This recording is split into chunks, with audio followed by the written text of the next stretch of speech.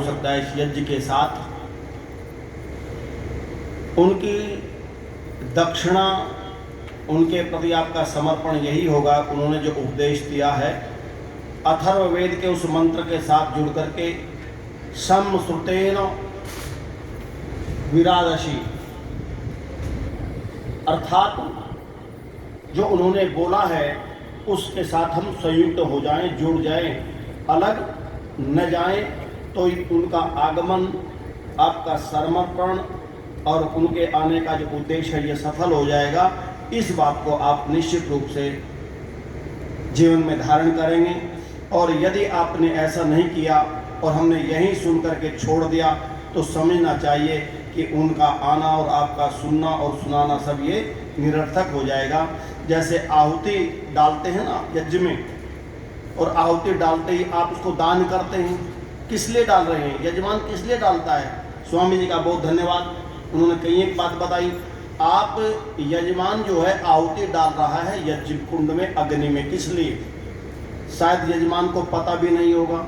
यजमान जब एक देता है और दूसरा लेता है, क्योंकि ये लेन देन का व्यापार है, यज्ञ की क्रिया भी और संसार की। एक देता है और दूसरा लेता है। यजमान दे रहा है लेकिन उस समय उसको यही नहीं पता, उसकी भावना तो इधर नम की है, लेकिन देव प्रसन्न होकर के कहते वारे मेरे यजमान, तू कितना पवित्र और भोला है, तू दे रहा और ये कह रहा कि इधर नमम ये मेरा नहीं है। लेकिन देव कह रहा है, यजमान दे रहा है लेने के लिए और देव ले रहा है देने के लिए।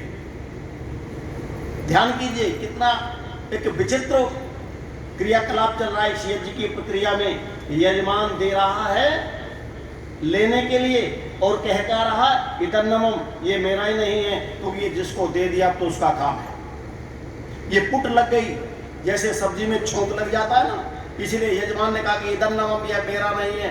लेकिन यजमान यदि दे रहा है, क्योंकि दान उसको कहती है जो तोड़ करके, दा जमाना, जो तोड़ करके बढ़ाता है उसका नाम दान है। और जैसे ही आपने दिया और लेने वाले ने लिया और आपके दिए पदार्थ को उसने एकदम इतना बढ़ा दिया, इतना बढ़ा दिया और बढ़ा करके 1000 गुना करके उसने आपको दे दिया। देने और लेने की जब ये भावना होती है, देने वाला देता है लेने के लिए और लेने वाला लेता है देने के लिए, उस समय हमारे समाज के अंदर एक व्यापकता पैदा होती है, अभाव दूर होता है। इसीलिए निश्चित रूप से इस यज्ञ के साथ बैठ करके हम इधर नमम के और स्वाहा के, इधर नमम और दान की इस भावना को सदैव आगे बढ़ाते रहें। इन्हीं शब्दों के साथ में आप लोगों ने, पूज्य स्वामी जी ने एक बात कही है कि आप अपने घरों में इस यज्ञ को करना प्रारंभ करें, कोई न भूले। यदि आपने इस यज्ञ को छोड़ दिया, आपने धर्म को छोड़ दिया। धर्म को किसने छोड़ा था? युधिष्ठिर ने, और योगेश्वर कृष्ण ने महाभारत करा दिया। इसी प्रकार से एक 2 मिनट का कथानक सुना करके हमारी हालत कैसी होगी, इस शांति पाठ की ओर चलते हैं। बंधुओं, यदि हमने यज्ञ को छोड़ दिया, यदि हमने धर्म को छोड़ दिया, तो ये धर्म और ये यज्ञ हमको छोड़ देता है। और यदि धर्म हमको छोड़ दे, यज्ञ हमको छोड़ दे, तो हमारी हालत क्या होगी? एक छोटी सी बात मैं अक्सर कहा करता हूँ। त्रेता के काल में एक प्रकरण आता है, जब सीता जी को उठा करके ले गया लंका का राजा रावण। खोजते खोजते लक्ष्मण और राम को पता चल गया कि लंका के अंदर सीता है। और सारे प्रकरण को न बोलते हुए मैं केवल ये कहना चाहता हूँ कि समुद्र तट पर यह तैयारी होने लगी कि लंका को किस प्रकार से विजय किया जा सके। लंका तक जाएं कैसे, तो बाधा बन रहा था बीच में समुद्र। बाधा उत्पन्न कौन कर रहा था? समुद्र बाधा उत्पन्न कर रहा था। तो अनुनय विनय करने के बाद भी जब समुद्र ने रास्ता नहीं दिया, मैं एक अलंकार आपको बता रहा हूँ, तो उस समय भगवान राम की सेना में वैज्ञानिक थे नल नील नाम के।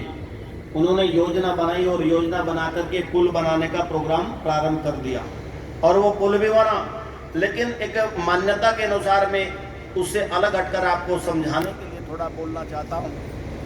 आप जानते हैं जिस समय भगवान राम एक लंका को विजय प्राप्त करने के लिए जा रहे थे और पुल का निर्माण हो रहा था, तो अपने सेवकों के साथ में पुल के निर्माण के साथ जितने भी सेवक थे वहाँ और जितने भी सेना के लोग थे, हनुमान, जामवंत आदि, ऐसा कथानक आता है कि वो इधर उधर से पत्थर उठा करके लाते। क्यों जी? एक पत्थर उठा करके लाते माताओं, और पत्थर पर क्या लिखते थे? देखो माताएं जानती हैं, बोले भगवान राम का नाम लिखते थे, उसके ऊपर पत्थर पर लिखा राम, और राम लिख करके पानी में छोड़ दिया। क्यों जी? आप जानते हो जो राम का नाम लिखा हुआ पानी में पत्थर छोड़ा, वो पत्थर क्या हुआ? वो पत्थर तैर गया। ऐसे हजारों लाखों पत्थर छोड़ते गए, पुल बनता गया। मैं समझा रहा हूं, अन्यथा मत लेना, वास्तविक बात दूसरी है। राम ने सोचा मेरे जितने सेवक हैं ये परिश्रम कर रहे हैं पुल के निर्माण में, और तू बैठा है, अच्छा नहीं लग रहा भगवान राम को। उन्होंने सोचा कि मैं भी पुरुषार्थ करूं, मैं भी परिश्रम करूं, शायद मेरे सेवकों को अच्छा लगेगा और उनमें उत्साह होगा। तो भगवान श्री राम भी उठते हैं अपने स्थान से, और स्थान से उठ करके जानते हो वो भी एक पत्थर का टुकड़ा उठा करके लाते हैं, और जहाँ सारे सेवक पत्थर के टुकड़े पर राम का नाम लिख करके डाल रहे थे, भगवान राम ने भी पत्थर के टुकड़े को पानी में छोड़ दिया। आप जानते हो माताओं, जब राम ने पत्थर के टुकड़े को पानी में छोड़ा तो पत्थर का टुकड़ा पानी में छोड़ते ही डूब गया। जब पत्थर का टुकड़ा डूब गया तो राम को बड़ी चिंता हुई और राम को बड़ा आश्चर्य हुआ। मेरा नाम लिख करके ये सेवक साधारण जिस पत्थर को पानी में छोड़ते हैं वो तैर जाता है, और तूने अपने हाथों से जिस पत्थर को छोड़ा है वो पत्थर डूब गया। कहीं मेरे भक्तों ने अगर देख लिया, इन सेवकों ने कहीं देख लिया होगा तो इनमें निराशा का भाव न आ जाए। तो एक सरसरी आंखों से राम ने इधर से उस लगी हुई वानरी सेना की ओर देखना प्रारंभ किया, और अंदर मंथन चल रहा कि तेरे डूबते हुए पत्थर को किसी ने देख तो नहीं लिया। इधर से राम सिर देख रहे हैं, और देखते देखते देखते देखते उन्होंने चारों तरफ दृष्टि जब घुमाई तो देखा कि तेरे डूबते हुए पत्थर को किसी ने नहीं देखा, संतुष्ट हो गए। आप जानते हैं अंत में जाकर के श्री राम की दृष्टि एक ऐसे व्यक्तित्व पर टिकी जिसको देख करके राम के अंदर एक हलचल पैदा हो गई। वो व्यक्तित्व कौन था? वो राम का भक्त हनुमान। जब हनुमान एक कोने में मुंह लटकाए खड़े थे तो राम को ऐसा लगा किसी ने देखा हो या ना देखा हो, लेकिन डूबते हुए पत्थर को हनुमान ने जरूर देख लिया होगा। राम से न रहा गया माताओं, और राम बोले हनुमान क्या तुमने कुछ देखा है? बोले नहीं भगवान, मैंने कुछ नहीं देखा। राम संतुष्ट हुए, हो सकता है हनुमान ने ना देखा और डूब गया तो डूबने तो कोई फर्क नहीं पड़ता। राम व्यस्त हो गए, लेकिन थोड़ी देर के बाद में मन के अंदर फिर शंका पैदा हुई और बोले ऐसा नहीं हो सकता कि हनुमान ने नहीं देखा हो, हनुमान ने जरूर देख लिया होगा। तो राम दोबारा पूछते हैं कि हनुमान क्या वास्तव में तुमने कुछ नहीं देखा? बोले भगवान मुझे देखना क्या है, देखने के लिए तो आप ही आए हैं, देखना तो आपको ही है, मुझे क्या देखना होता, मैंने कुछ नहीं देखा। राम फिर संतुष्ट हो गए, कार्य में व्यस्त हो गए। 15 मिनट के बाद राम के अंदर फिर वही हलचल होनी प्रारंभ हुई, क्योंकि हनुमान मुझसे जरूर कुछ छिपा रहे हैं। ये ऐसा व्यक्तित्व है कि इसने जरूर देख लिया होगा, लेकिन ये बता नहीं रहे। इस बार तो राम हनुमान के पास जाकर हाथ पकड़ करके बोले हनुमान क्या तुम सत्य कहते हो? जिस सत्य की बात पूज्य आज स्वामी जी कर रहे थे, हनुमान क्या तुम सत्य कहते हो कि तुमने कुछ नहीं देखा?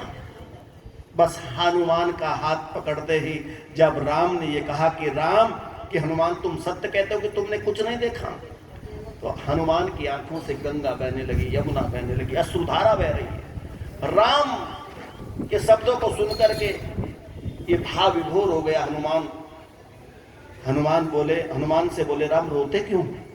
बोले कारण तो यही है रोने का जो तुम पूछना चाहते हो। ऐसा क्या हुआ, मैंने क्या कह दिया? मैंने कोई कठोर शब्दों का प्रयोग तो किया नहीं। भगवान यदि आप पूछना ही चाहते हो तो पूछ लीजिए, मैं क्यों रोता हूं, ये गंगा यमुना क्यों निकल आई है। आप जिस शब्दों को आप जो मुझसे पूछना चाहते हो, मैं अपने श्री राम को कैसे उत्तर दूं कि मैंने क्या देखा है। मेरे अंदर उतना साहस नहीं है। अब हनुमान जी अंदर ही अंदर प्रार्थना कर रहे हैं कि मैं ऐसे अपने श्री राम को कैसे बताऊं, कैसे रिझाऊं। लेकिन हनुमान को तो उत्तर देना ही था, क्योंकि हाथ पकड़ लिया भगवान राम ने आकर के। हनुमान कुछ तो बोलो, आपकी परेशानी का कारण क्या है, मैं हूं ना।